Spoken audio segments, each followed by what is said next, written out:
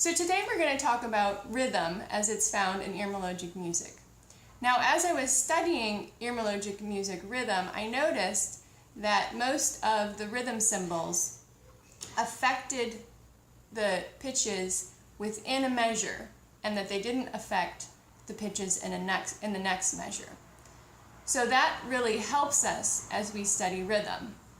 Now, the other thing about rhythm in Byzantine music and meter is that you don't have bar lines. So in Western music, the bar lines help you to always know where the downbeat is. In Byzantine music, you have no bar lines, and so a chanter needs to develop this internal sense of where the downbeats are as they're chanting. And so I've developed a counting system that will help you internalize that. I really felt like existing counting systems that have been developed, mainly in Western music, don't really draw attention to the things that need to be emphasized in Byzantine music. So this system is a system that I am pioneering, and I'm sure it will change over time as things tend to do. But I'd like to show that system to you today so you can learn how to count this way. Okay, so here you can see the cards. These are the duple rhythm cards, and each of these cards represents 2 beats, okay? And a meter, a 2-beat measure that has just a simple 2 beats would be Tala, okay? And you can see that like on this card, Tala. So the the T sound at the beginning is a stronger sound, and that helps to bring emphasis to that downbeat. The ul sound is a softer sound, and so it helps to minimize that beat. So I have my student here today, and she's going to go ahead and find all of the talas that we have. Tala. And go ahead and make a phrase right here. Yep. Tala, tala, tala, tala, tala. Okay, and this one is a special one, so we're not going to use it. This is one of the cards that have no yellow border. They are the ones that affect the card before them. Oh, Okay, so we're going to ignore this one for now. This is something more advanced. Okay, so when we count in Byzantine music, we usually do 1, 2, 1, 2. Okay, so the downbeat, upbeat, downbeat, upbeat. Okay, so let's count for this phrase, saying the words. Okay. Tala, tala, tala, tala, tala, tala. Okay, now let's flip them over. And these are all symbols that we have learned so far, except for one. Can you tell me first the symbols that we already know? Do you remember their names? I think so. Okay. Ison, oligon, apostrophos. This one we don't know yet. Okay, so this is the new one. Now when we use this material, we're not going to do it on pitch. Okay. Okay, because we don't want to chant things that aren't real musical phrases. Okay, so these are ones that we already know. This is the new symbol, and that's called a psifiston. A psifiston. Yes, that's a very fun word. And this symbol is a qualitative symbol, which means it does not tell you to go up or down. It does not change the rhythm. It is telling you how to attack the note. Okay.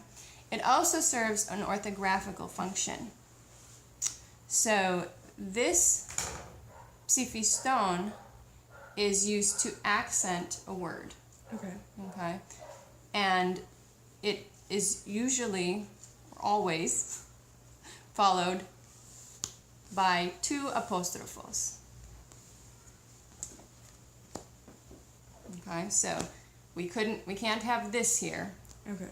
Because if we only have one apostrophos, we use a different symbol Okay. to accent that accented syllable. Okay, but when we have two apostrophos, like in this case, then we would use the, do you remember what it's called? Psifiston. Yes. Psifiston. Okay. So, now I didn't put all the cards out because we haven't studied some of these other symbols yet. So, let's talk about this one. Okay. This is also Tala. Okay. And this is called a kentemata. Kentemata. Kentemata. So it's just like what we saw with up 3, which has a kendima, so just the one line, but now it's the 2 lines, so kentemata. Okay. And this is read as an oligon and then a kentemata. So this is up 1, and then a kentemata is also up 1. Okay. So this is up 1, up 1. And when you have interval symbols that are stacked like this, you read from the bottom going up. Yep. So this does not have a psifiston. Right. It can go wherever we'd like Wherever it to, it can. basically. Okay. Okay. Except for it can't go there. Yes, because we need these two together. Okay, so, and then the other thing is that the kentemata is not placed on a new syllable or a new word. Okay. Because when you're writing out the text, you cannot, have one word and then another word above it. Right. This is a way to make reading easier. Right. So when you see this, you know that a word is going to be continued. And it's a way to shorten it, make it easier to read.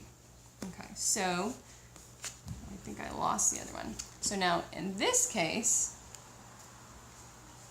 here's another Tala. Psifiston. Yep, so same thing as this, but it has the psifiston. So this should really go There. here Yes. because it had the 2 apostrophos after it.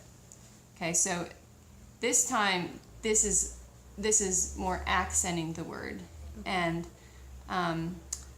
chanters will interpret this in different ways. Okay. If you're in a choir, often they will have one set way of interpreting it, or maybe 2 or 3, and they'll have a hand sign, to know which one. Right. A solo performer will have much more variation Okay. in how they interpret that. Okay. So now the other symbol that is used to show accent is a petasthe. Okay. Now the petasthe is both qualitative and quantitative. Right. Okay, so it's telling us to go up 1, but it's telling us to flutter the pitch when you go up 1. It's telling you to do it a certain way. Now this is used when you only have one apostrophos after it. So we couldn't put it here because the way we show accent when we have 2 or more apostrophoses is we use a psifiston. Okay. Same thing here. We couldn't put it here Right. because that would be 2 apostrophoses. When you have 2 apostrophos, you use the psifiston. Okay. So this could go here. Okay. Okay. So let me just adjust the camera so they can see it better. Okay, so let's read this phrase now and tap together. Ready? Go. Tala, tala, tala, tala, tala, tala, tala, tala, tala. Now the point of doing it this way and starting to see music in chunks is so that you start to read music the right way that you read English. So that you start chunking symbols together so that you can read ahead and think about what you're reading. And you use expressiveness, things like that. So you're not reading, monotone, Right. just, barely keeping up. You want to read fluently. So when we start to group these, our eyes can just chunk this and go on to the next one. Right. And so with these cards, we're going to actively practice chunking and reading ahead. Okay. Okay? So let's do it again, and as you're reading, try to take that in as one group and go to the next one. Okay. So try to always be at least one measure ahead. Okay. Okay? Ready, go. Tala, tala, tala, tala, tala, tala, tala, tala, tala. Yep.